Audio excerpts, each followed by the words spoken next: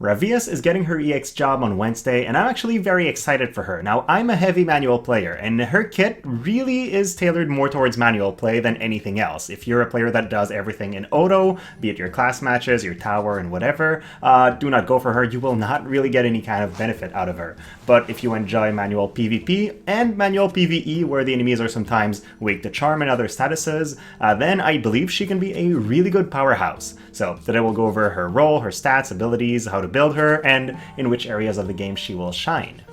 Raviesse's main job is as a tank, and if you were to use her in auto, that's basically all she'll do. She'll take a couple hits, but she doesn't do that nearly as well as King Mont, Warrior of Light, Engelbert, or other UR tanks. Her utility, though, is really good, because she has the ability to charm enemies while inflicting several other status effects like Blind, Stun, Confusion, Steal Time. She can enable evasion teammates by potentially blinding enemies, and has a little bit of evade herself, but not enough to be competitive in a world where there's so many guaranteed attacks and lots of high accuracy character. So yeah, really more of a manual unit. She is also a heavy armor user, so you could have her be equipped with Keenblade, and then she has movement of 4 with the Thief sub-job, Keenblade that she can use to rush the enemy team, charm somebody while the rest of your team attacks. So that's really what her role is. She is a cost 60, which is also useful for a lot of the class matches setup. If we look at Raviesse's stats compared to some other tanks in the game, if we compare her to Nasha, who's another MR tank, you can immediately tell that Nasha is a lot more tanky than Raviesse is. She has 5,000 HP compared to 4,200. Defense is similar. Raviesse has a little bit more luck, so she will not struggle as much with accuracy. A little bit more attack and agility as well, but she is not a heavy hitter. With 363 attack, she will not deal a lot of damage. She doesn't have any source of defense penetration either, so don't expect a lot in that department. And then, yeah, compared to somebody like King Mont, her stats are just inferior, and that is to be expected. He is the best tank in the game, but yeah, 1,000 less HP, less attack, a lot less agility, less luck as well, less defense. So, you know, she will never be as tanky as him, and you should not expect that. She's also weak to Earth, which is very common in class matches and PvP, so you have to be wary of that. And then she has a little bit of charm resistance, but outside of that, her resistances are not that great, especially weakness to magic can be a thing. There's still a lot of magic users, so that is something I would be afraid of when using her. With that amount of tankiness, I'm expecting her to survive 3 hits in a match usually. So the first one will deplete her HP by 90% or so, second one will finish her off, but then she has Courage, which allows her to take a 3rd hit. And that's reliable enough for her to have the chance to take a turn in between and then potentially charm an enemy or disable them in some way. If we're looking at the way her stats move from 99 to 120, I think you could realistically stop at 115 and still get a good value out of her. You are missing out on roughly 700 HP, which might make her die 1 turn sooner, so I would ideally get her to 120, but you're not missing out on any agility and not on too much luck, which means her accuracy will not suffer too much and she'll still get her turns in the same order. And then her 120 ability, as we'll see in a minute, is not a game changer. I think she gets most of her usefulness in the Thief sub-job either way.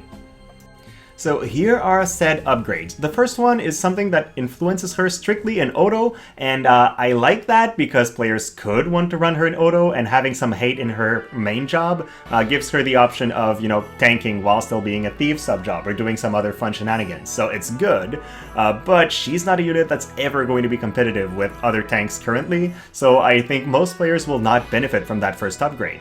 The second one, though, is interesting. Her Saintly Cross now gets the option to blind enemies and increases her own evasion. That increase to evasion will not be enough. Ideally, you would want her, if you want to try to make Raviesse dodge, you would want her to use Shadowcast from the Thief sub-job, which gives her even more evasion than this has. But if you're partnering her with some other evasion units, being able to potentially land a blind on the enemies might make them hard to hit. So I could see some scenarios where it's good. Still though, 40 AP cost, she'll likely use that a single time in a fight, and is around her, so it's going to be hard to position and land, so not the greatest upgrade still. The main thing you're getting by EXing Raviesse is stats. It's the whole reason she's going to be better. She will be harder to kill, and thus have more chance to land a charm, or just generally disrupt your enemy's strategy. Then her 120 ability is interesting, it does significant damage, has a chance to confuse, and decreases the target's AP. But realistically, this will not do a lot of damage. The chance to confuse is fun, but you could also have that on Snipe Dagger, and the decreased AP is interesting, but in most scenarios, if she still has charges of Steel Heart, I would probably prefer charming the enemy. So it's kind of a move you'll default to if you have an enemy that's charm immune and you're trying to hit them. So, while it's good, again, not character breaking, it's not something she needs to be able to compete. Here is an idea of what a build would look like for her. As you can tell, she has a little bit of damage. We could replace the Coral Sword with something that increases her survivability if we don't want her to ever attack, because honestly, it's not going to make a huge difference. She will not hurt for a lot. But she has some accuracy, and then Keen Blade, which is kind of important for her. Then Esper, I would put Golem on her just for extra survivability against the opposite lightning enemies, because there's a lot right now, but you could do something different. And then I've put Aigai on for now, but the thing is, Raviesse is a unit that could equip any vision card that your team needs for support. You could even go for like the Black Rose VC to increase your whole team's agility if you wanted to, because you don't care that much about her damage, so she can equip whatever you need. What she has that's really good is almost 8,000 HP, 48 defense, so she's rather bulky. She can add courage on top of that, which makes her really hard to take out, and then she starts walking forward, uses Keen Blade to enable your team, then reaches the enemy team, potentially charms somebody, potentially confuses somebody, or just starts screwing up with their game plan in general, which is what she's there for. And if they decide to focus their damage on her, well, good, because it is going to take them quite a few hits before killing her, so your other damage dealers can do their job. Good partners for her will be characters that can do a lot in a very short amount of time. That would be somebody like Ketone, because she has the ability to stop somebody, then Raviesse charms another, and then you're left with a single enemy to deal with. Or somebody like Cloud, who's just going to do insane damage and destroy the entire enemy team with the extra CT you give him via Keen Blade. Otherwise, Raviesse is just a generally good support for Lightning teams, since she benefits from the same VCs and Mastery ability, and I would see her as a good bodyguard for ranged attackers that are going to poke the enemy from a long distance. You place Raviesse somewhere in the middle in between these enemies and your gunners, and so they have to cross your charm range if they want to stop you, Frederica, from shooting. So that seems like an interesting strategy to me. But then avoid fighting people that can one-shot her or that have a lot of evasion like Tifa, because she does not have the accuracy to do her job. Normally you would default to charming, but somebody like Tifa is also immune to charm. Same for To Be. So these evasion characters with charm resistance will be a pain for Raviesse to deal with. Then since she's a tank that you're going to want to run with 97 Faith, she will die in a single hit to most magical attacks. So if you're fighting a heavy magical attacker like the Black Rose, like Regalia Glaciala, she will go down in a single hit, potentially proc Courage, and then you would hope for a charm, but, you know, Black Rose cannot be charmed either. So definitely not a great matchup. And then she is weak to Earth and doesn't have the greatest agility, so she might suffer against these Earth evasion units, especially if they have some form of charm resistance. If they don't though, even somebody like Yorzazan will need at least 2 hits to kill Raviesse, and she could charm him in the meantime. So there is a little bit of leeway there, but it's definitely not the easiest matchup.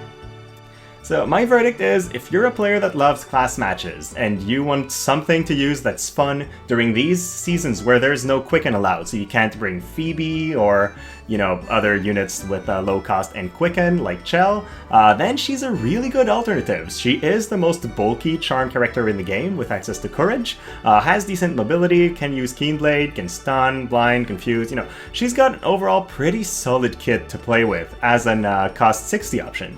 She will never be competitive in Odo or in other game modes where you don't have a limited cost though. She cannot really reliably evade even with those buffs, which is a shame, and her damage is not competitive. So is she as good as King Mont or a lot of other options? No, and that's not her purpose. She is a cost 60. That is the whole reason why we're talking about Raviesse right now. And as a cost 60, I think she's a good unit for those specific cost limited content. So, same train of thought here. For PvE, not needed. Lots of other options that are going to perform better, so let's just give her 4 out of 10.